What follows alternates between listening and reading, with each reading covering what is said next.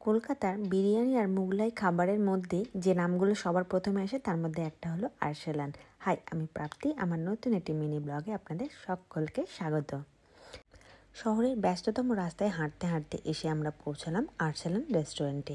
এখানকার বিরিয়ানি আমরা প্রায় বেশিরভাগ সময় ট্রাই করে থাকি। বিরিয়ানি ছাড়া অন্য যে আইটেমটা এখানে বেশিরভাগ সময় আমরা ট্রাই করে থাকি তা হলো এই আরসালান স্পেশাল চিজ চিকেন মালাই কাবাব।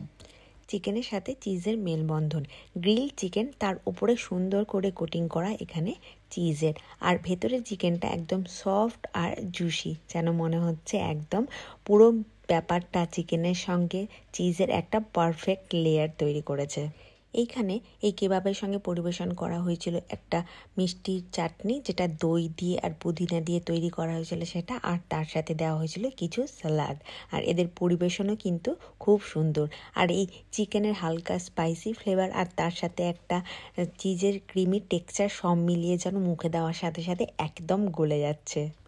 এক প্লেটের মধ্যে এখানে পরিবেশন করা হয়েছিল 6 পিসেস চিকেন কেবাব আর তার সঙ্গে বিভিন্ন ধরনের স্যালাড, এবং এর প্রাইস ছিল অ্যারাউন্ড 600, যা কিন্তু শেয়ারেবল ছিল। চিজ আর মশলার কম্বিনেশন, এই দুটো মিলিয়ে যেন কাবাবটাকে অনেকটাই রিচ আর ইউনিক টেস্টের বানিয়ে ফেলেছে। আর এর ফ্লেভারটা কিন্তু একদম অন্য ধরনের। চিকেনের সাথে কম্বিনেশনে চিজের লেয়ারের যে স্বাদ, তা একবার খেলে আপনার বারবার খেতে ইচ্ছে করবে। তাই আপনারা অবশ্যই একবার ট্রাই করুন। Follow for more.